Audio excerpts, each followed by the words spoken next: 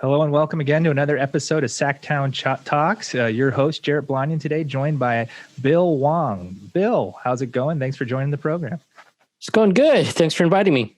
Yeah, it's kind of been a weird, 12, was it 13, 14 months now in the world. Can you give us a little update on kind of what you've been working on the past 14 months?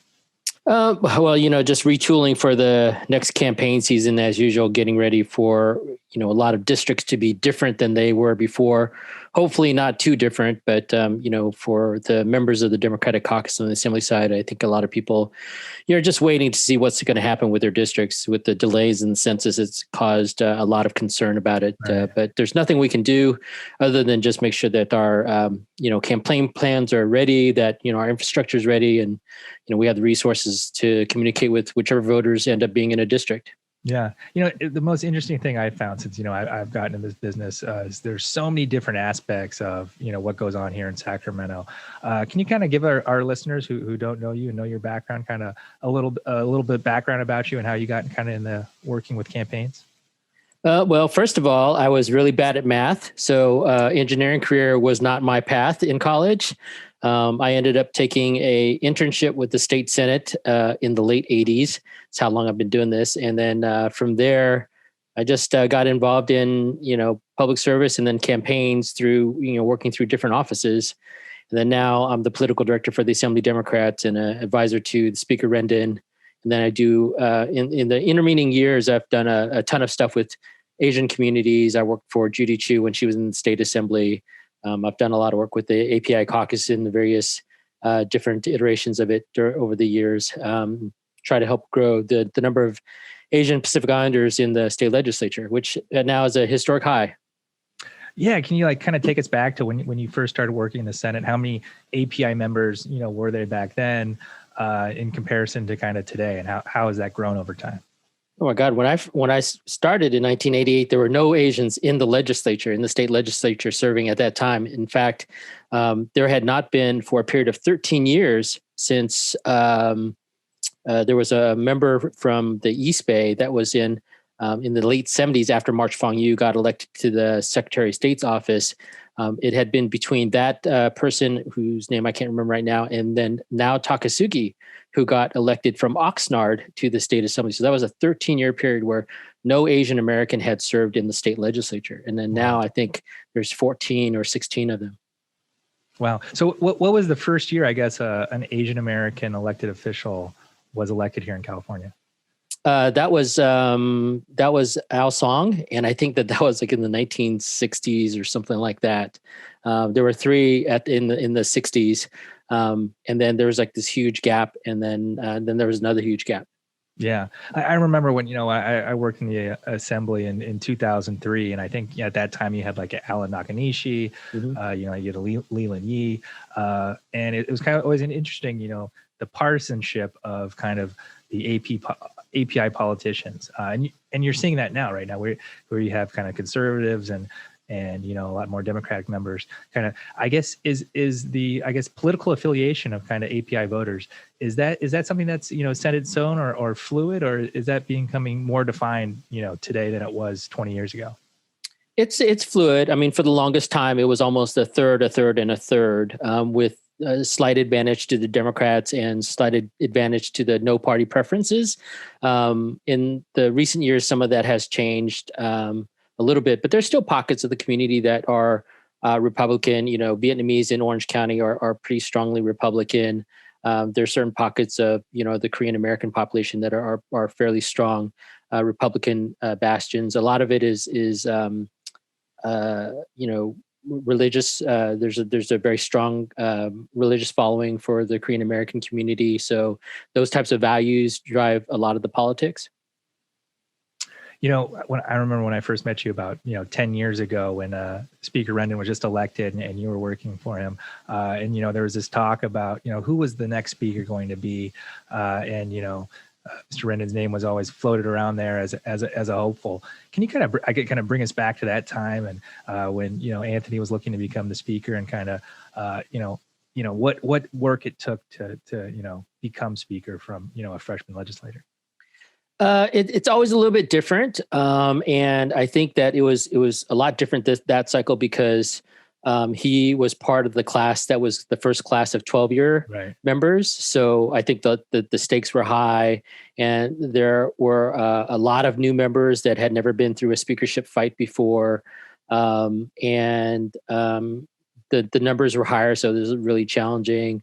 So I don't know if there's ever really a formula for it. I think the worst thing that anybody could have approach to a speakership fight is to rely on a formula. Like they want to use and you're a student of history, that they want to use the Willie Brown, strategy to speakership. It's always these types of things where you're always dealing with a different set of personalities and priorities. So the caucus is always changing.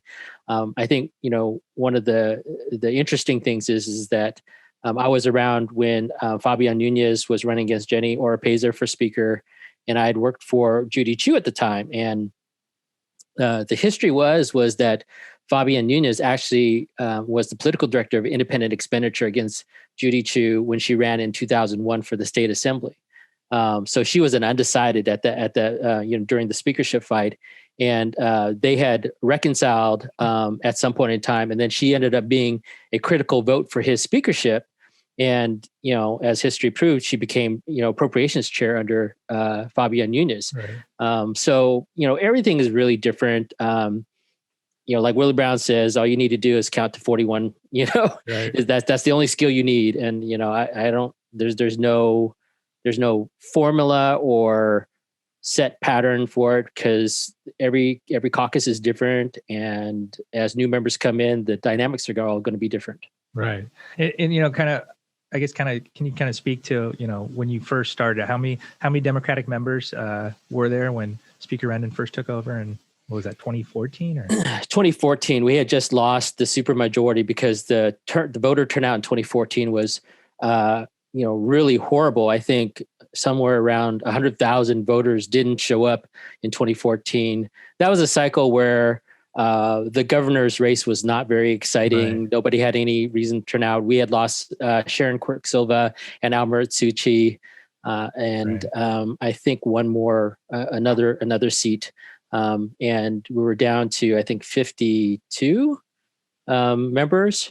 So, and then in 2016, we brought back Quirk-Silva and Murasuchi, and then we picked up Sabrina Cervantes, so went back up to 55. And then in 2018, we picked up another 5, and then Brian Mainshine decided to change parties, so we're at 61. And then this last cycle, Christy Smith decided to run for Congress, and we didn't really contest the assembly seat, so that was a Republican runoff, and now we're back to 60. 60. And kind of, I guess can you kind of, what do you attribute, I guess, this growth and kind of the Democratic membership? What do you think is some of this kind of leading causes to, this growth we've seen? Well, I definitely think, I can't really talk that much about 2016. I mean, I think that there was like a high turnout in 2016 just because of the presidential in California. But at the same time, in 2018, I do feel like there was this huge reflex to the Trump victory for presidency in California, and people were highly motivated in California to turn out to vote, even though we're not a swing state. And there was a lot of organizations to drive taking congressional seats as part of the strategy to blunt Trump's election. So we really benefited from outsized turnout in 2018 with regard to Democratic votes and no party preference voters voting Democrat, and even some Republicans. At that time, one of the most interesting races was Kati Petrie-Norris's race. She was at I think at the time, a +7 Republican seat. Wow. And she ended up winning by, 3 or 4 points in that seat. Now the seat is more Democratic for sure, but a lot of Republicans crossed over in 2018 to vote for Kati Petrie-Norris. Yeah, that's interesting. Kind of, you kind of touched upon this. We just had the census and redistricting is upon us. Do you have any sense about how these districts are going to change, or to what advantage they might turn to the Democratic Party at all? I don't. I know that, the biggest concern is the census undercount and how that's going to affect a lot of the districts. Some districts will have to grow geographically in order to have enough people in them to be equivalent to all the other districts. For those who are not familiar, basically whatever the statewide population is, you divide it by roughly 80, and then those are your 80 seats based upon the overall population divided into that. And then you have some margin of error, but basically right now some of the seats have way too many people and some of the seats have way too little. So all that equalization has to occur. A lot of that, from what I understand, is probably going to happen in the Los Angeles region, Southern California region, because of the undercount in Los Angeles. And that ends up being kind of a gravitational shift that either pulls or pushes districts and reshapes them. So we'll just have to wait and see what the census count is. And that will be out in December, we think? No, we're supposed to get the commission is supposed to get census data relatively soon. I think in the next 30 to 60 days, and then they'll start the process of trying to crunch the numbers. From what I understand, is that there's supposed to be some type of attempt to get maps by January or February, but that's all in flux right now. So working in campaigns and kind of not knowing how the districts are going to look for a June primary, kind of, how are you able to kind of, do your job and kind of work with candidates when they don't exactly know what their district's going to look like? That's hard. I mean, it's almost 3 times as hard, because in some cases you have to plan for 3 different potential scenarios. So you have to kind of just make up scenarios and be prepared for all 3. If, then whenever the one scenario or what comes closest to it becomes the real district, then you have to run it. So we just have to be very nimble. But there's a lot of stuff that we can do in the meantime to prepare.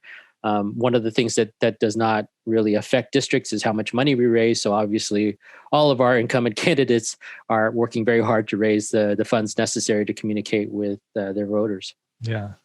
Something that's really, turned up in the news the last, 30 to 60 days is kind of this rise of kind of anti-Asian violence going around in the country, but particularly here in California, especially, the Bay Area and Los Angeles, where, there always have been large Asian communities. And, it kind of rings a little odd to me that, we're seeing this here in our home state. Kind of what are you attributing this to, this kind of rise in, anti-Asian hate crimes here locally? Well, 40% of all nationally reported hate crimes have occurred in California. So I think part of it is because we have the population here, so a lot of it is more evident, and there's a lot more. It's what some people would call a target-rich environment. I think that the other thing is that what's driving it is 4 years of really extreme political rhetoric that has enabled and given a certain amount of consent to have racial divisions and act upon them. With the incitement of Proud Boys, all the political language around it really encouraged the type of physical and verbal actions against Asian Americans, and that's all politically sponsored speech.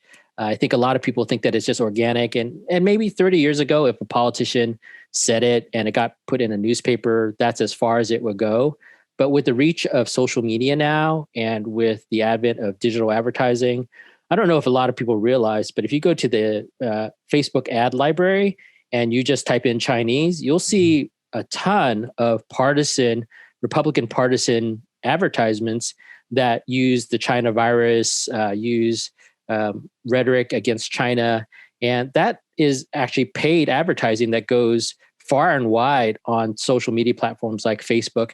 And that reaches a tremendous number of just regular human beings who then are programmed from a daily basis about this anger and frustration and resentment toward Chinese. And they cannot separate Chinese in China or the Chinese government from Chinese Americans, or for that matter, any Asian American. They just assume everybody's Chinese, which is something that we've seen in a lot of the media coverage, is that non-Chinese Asians are being called chinks and other types of derogatory terms linked to Chinese, and they all feel victimized at this point.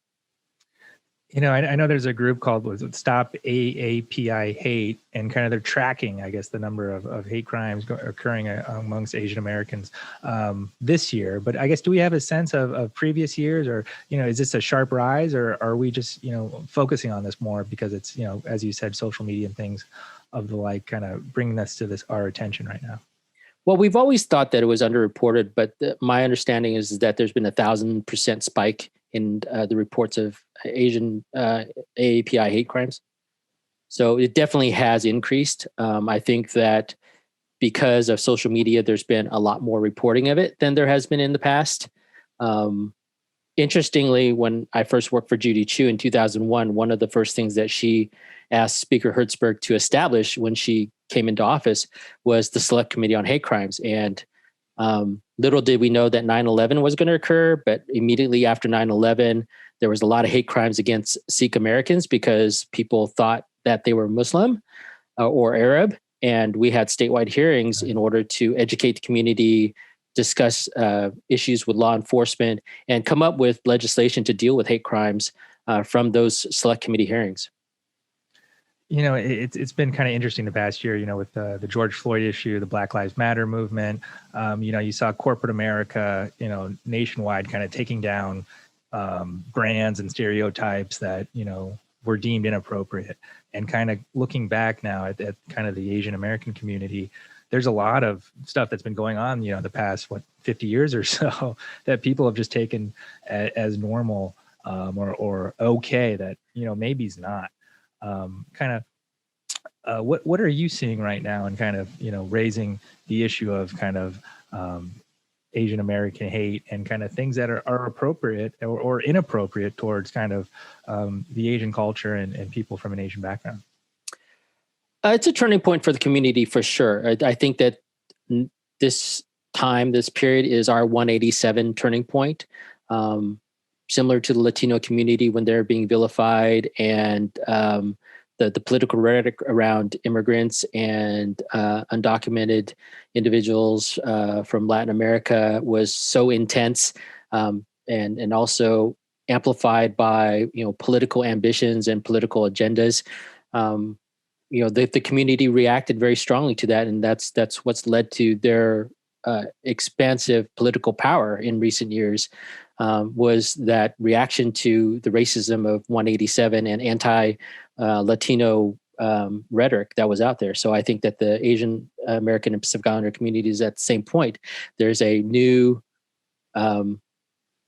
awareness of being Asian American and Pacific Islander. Before, the community was very siloed or balkanized into sub-ethnic groups, but now there's a much broader overall AAPI identity that is starting to emerge. There is growing interest and activism by the younger generation of AAPIs who do not subscribe to the same type of model minority behavior that was kind of ingrained in previous generations. So they're not afraid to stand up. They're not afraid to protest. They're not afraid to stand side by side with the BLM movement or with the Latino community on immigration issues and justice and fairness and those types of things. So we are at a turning point where I think that the AAPI community is going to become much more politically active than they've ever become in response to what they're seeing now. Yeah, that's, I guess, an interesting thing I've noticed is the Asian culture has always been reserved, has always assimilated in the past, and has never given to kind of protests or even being that politically active. Kind of, what do you, I guess, attribute? You've noticed that maybe it's younger generations, but I guess attributed to this kind of growing sentiment of having more of a voice.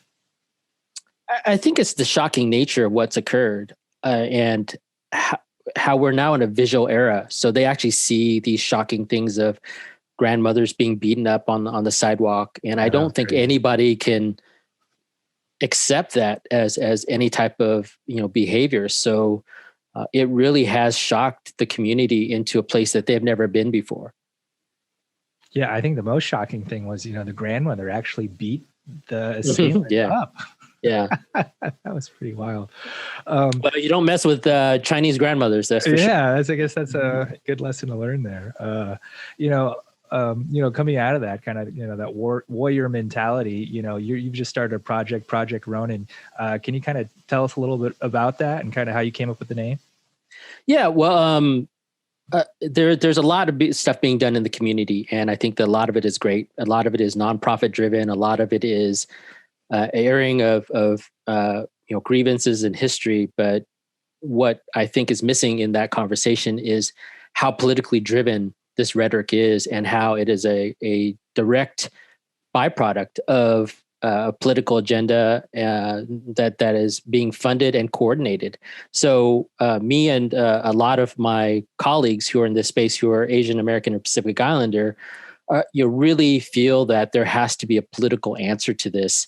And we realize that most of the community is not necessarily there. Like you said, there's a history of not being kind of dissenters or not being politically active.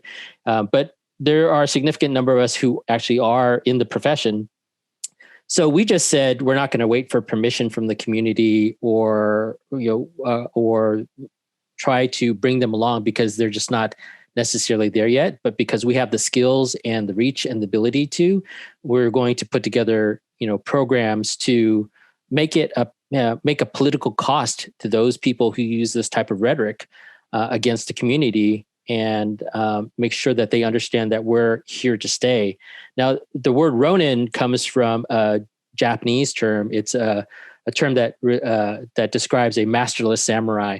And for fans of Akira Kurosawa, there was a movie called Seven Samurai, which the Magnificent Seven Western was based upon, where these masters of samurai, who are very well skilled, were recruited to protect a village from marauding bandits. And since most of me and my colleagues are bad Asians, and we're a little bit of a roguish group of people, mainly because we've heard disappointment to our parents for not being doctors or engineers, Right. Decided to use, our superpowers, our political superpowers, to protect our village. That's one of the most tremendous things that you just kind of brought up. I remember going to an API caucus event, and the members talking, and they all have, wonderful credentials, Dr. Pan, Harvard MD, David Chu, Rob Bonta, Yale, and, Princeton, Harvard, on and on. And, every one of them talks about how their parents, wish they didn't become politicians. Exactly. Is there a changing sense, in recruiting candidates and kind of growing the API caucus? You've done a tremendous job, now 3 statewide electeds. Is there challenges in finding candidates to run for office kind of in the API community?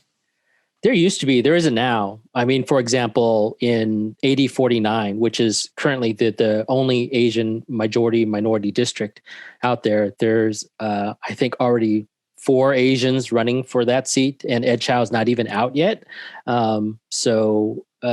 He's obviously applied for a judgeship, and if he gets appointed, it'll be an open seat. But I don't think that, in my experience, there has not been difficulty finding Asian candidates. Right. And, that's a tribute to the work of the API caucus and to API community groups that are interested in this space. They've really recruited and interested a lot of people in public service and running for office. Now, the question is, can we do more than just run Asians for office? Can we take out an elected official that is saying really horrible things about Asian Americans? In fact, my entry into politics was probably part of one of the grandest political retribution plans in the state, orchestrated by 2 Asian American women. I had come in an internship working for David Roberti, and at the time he had the Office of Asian Pacific Affairs. And I think it was Duke Majan, or must have been, I can't remember which governor it was, but they had nominated Dan Lundgren to replace Jesse Unruh as state treasurer. Duke Majan, yeah. So what most people didn't know was Dan Lundgren voted against redress for Japanese Americans who were interned during World War II. And the Japanese American community was incensed that the governor would nominate person who spoke out against redress for Japanese Americans who were interned unjustly during the war. So they organized a broad coalition of Asian Americans, African Americans, civil rights leaders, Latinos, to oppose the nomination of Dan Lundgren to serve as state treasurer, and they were successful in doing it. So that was the biggest political lesson to me, is that if you want people to respect you and to respect your community, you have to exact the political cost for the things they say and they do. It kind of seems to me that, the Asian American community here in California is kind of like a sleeping giant. They're a large part of our business community, a large part of the voter coalition. I guess, can you kind of speak to that, of, what the potential is to kind of unwrap this community and get them engaged? Well, I mean, they're the second largest ethnic minority voting bloc in the state. They have, they have approximately 2.3 million voters in California. Comparatively, Latinos have almost 6 million voters, and African Americans have 800,000 voters. So when you're talking about, voting power, they are a pretty significant voting bloc for anybody who's running statewide. And in certain districts, they're going to have a huge amount of impact. From what I've heard from various sources is that there may be multiple Asian minority districts that have to be drawn because of Section 2 Voting Rights Act requirements in the state. And currently we only have one. So, there is going to be an expansion of Asian American Pacific Islander majority minority districts in the state of California. It's kind of interesting when you say, Asian American, Asian Pacific Islander. It encompasses such a large area, entire continent. Mm-hmm. I guess, are there difficulties uniting the group? And, is that something recently that where, all these kind of different nationalities and backgrounds have kind of come together to kind of work on issues? It used to be a lot harder, but now I think because of, the growth of the community, because of the current coalescing of an API identity, it's been a lot easier. And one of the things that we had a problem with before was there were significant differences culturally between the different sub-ethnic groups. But what you see now is you see a lot of this generation where they're the children of, say, a Vietnamese father and a Chinese mother, or a Filipino father and a Japanese mother. So now there's been this actual blending of the community. So there's these multi-ethnic Asian blended communities that are out there, and a lot of the cultural aspects are shared widely through popular culture, through food and entertainment. Mm-hmm. So, for example, I listen to K-pop. I don't speak Korean, but I just enjoy the music. There's a lot of that's out there. Right. So there's definitely a growing kind of broader identity, which then allows us to really move the community in one direction. Yeah, my favorite, is the Korean short rib tacos. That's the blending, together. This fusion has been awesome. Yep. With the appointment of Rob Bonta as Attorney General, that's a tremendous step up for the kind of the API community. I guess there is any hope that he or the legislature can do anything to kind of stop, this kind of Asian hate crimes, or do anything to kind of, put a stop to it? Yeah, as far as I know, that there's actually 6 or 7 bills that have been introduced to address different aspects of it. I think that with Rob Bonta in the AG's office, one of the biggest problems we've always had historically is to find some consistent way of reporting hate crimes, because currently it's left up to individual jurisdictions on how they report and what they report as hate crimes. That's the problem that we had encountered in the past, was that there were a lot of things that occurred that weren't being reported as hate crimes, either because certain localities didn't have the resources to do it, or just didn't think that it was important. So having some type of consistent manner and infrastructure to be able to identify and report hate crimes would be very helpful in understanding how to address the problem. And I guess, is there any ongoing kind of study or database of these hate crimes, so you can kind of see where they're occurring and if there's any sort of pattern or growth to them?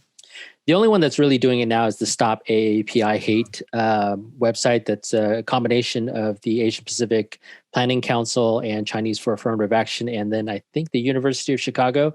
They actually created a website where people could go there and report, because otherwise, a lot of times, Asian American communities are not comfortable with reporting it to local law enforcement. They don't know how. There's language barriers. There's all these different types of factors that reduce the amount of reporting that's out there.